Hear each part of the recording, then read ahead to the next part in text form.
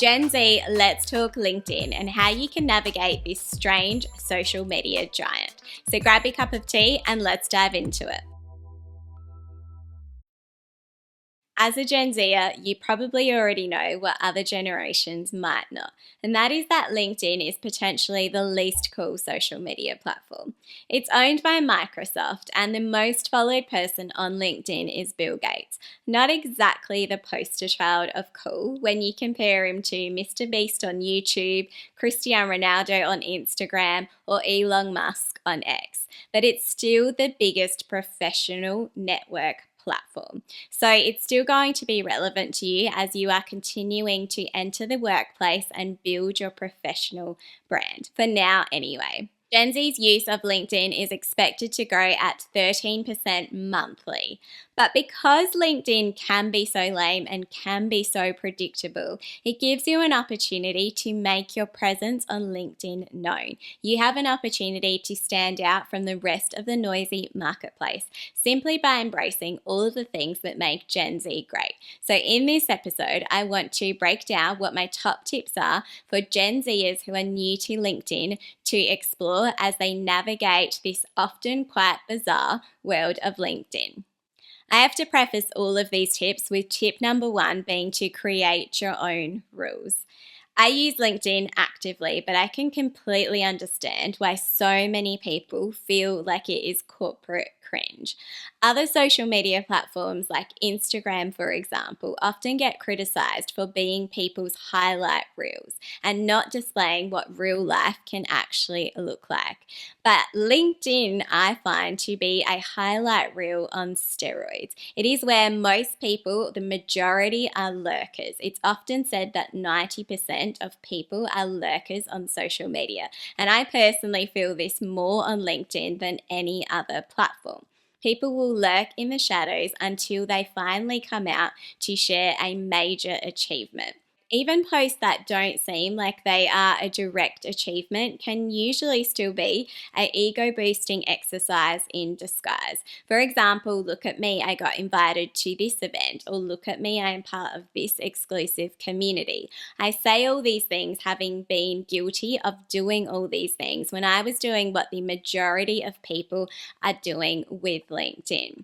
LinkedIn can actually be a really toxic place to be if it doesn't see some form of change. So I hope that as a Gen Zer, you are going to be part of the change that LinkedIn needs to see, that you are the change that you want to see on LinkedIn. LinkedIn is not new. It has been in the social media game for over 20 years. So it is time for it to experience some form of disruption. And as a Gen Zer, you have the ability to do that.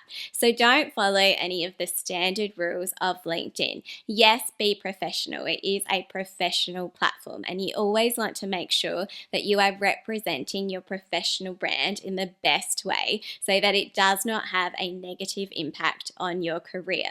But also think about how you can change the rules of the game. Experiment, see what works, see what doesn't, and make LinkedIn a more exciting place to be. While LinkedIn might feel really lame at the moment, your fellow Gen Zers are going to be the future of LinkedIn. So what would they want to see on the platform? Tip number 2 for your LinkedIn is to learn in public.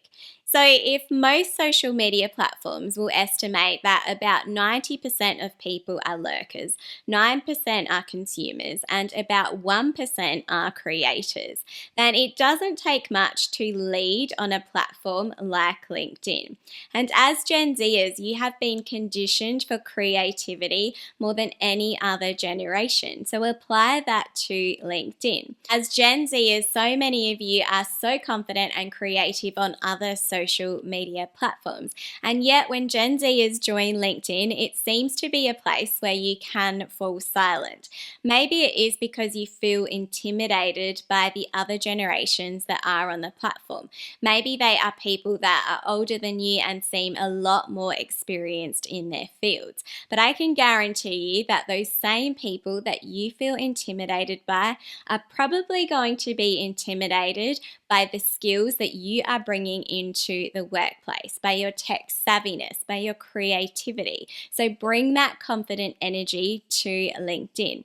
You don't have to be an expert in your field to share on LinkedIn. All you have to do is learn in public. As Gary Vee would say, for example, document, don't create. You might consider, for example, sharing things like industry news, projects, reflections of things that you've worked on, learnings of things that you have worked on. You might have posts that demonstrate your skills. You might have behind the scenes from your team. You might be sharing industry news.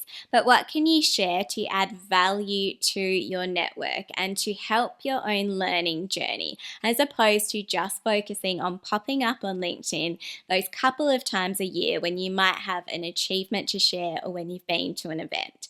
Focus on how you can continue to use the platform consistently. And learning in public is one of the easiest ways to do that. My tip number 3 for your LinkedIn is to add creative flair. As you may have realized, most of the posts on LinkedIn feel like they are a text and photo format. That seems to be most people's approach to the platform. So there is an opportunity to add your own creativity that you exercise regularly on other platforms to LinkedIn. The bread and butter of your generation is video, and that is something that most people on LinkedIn seem to shy away from. But it is what the platform wants to see. It loves rich content.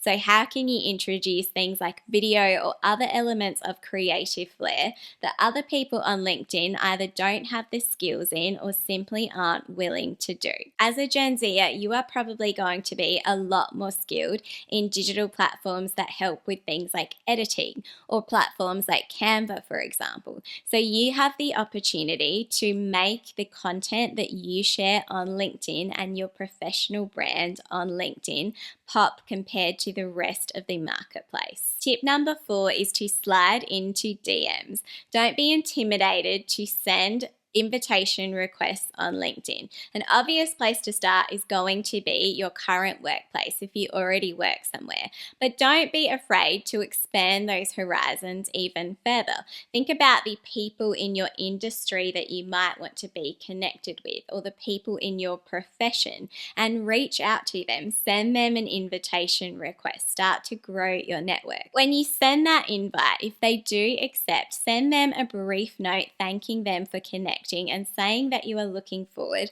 to staying in touch. Find a way to personalize that experience, and you are going to stand out compared to the majority of the platform, because in my experience, most people will send and receive invitation requests without actually making that experience personal. So even when you receive invitations, send that person a note thanking them for connecting.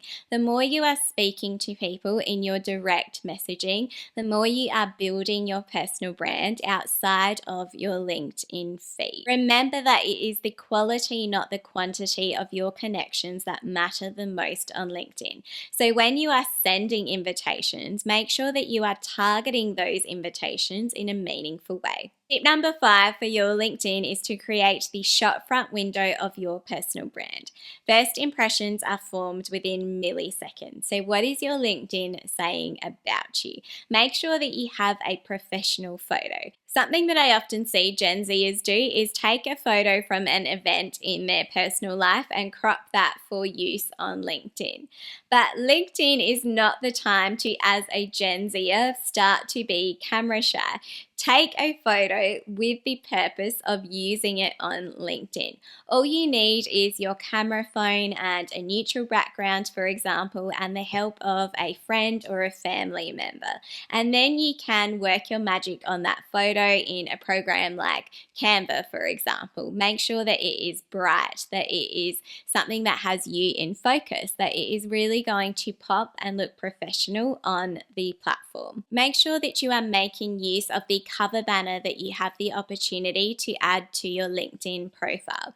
Don't just use the generic option. Use an image that is going to highlight the problem that you help solve, or the transformation state that you can help people with, or at least is a call to action to something else. Maybe you have a personal brand website or other social media platforms, for example. But either way, how is the shop front window of your personal brand inviting and showcasing your expertise in the marketplace? Tip number 6 is to search engine optimize your LinkedIn profile. As a Gen Zer, you know that social media is the new search. You have relied on social media as your search platforms more than any other generation. So take that mindset and apply it to your LinkedIn profile.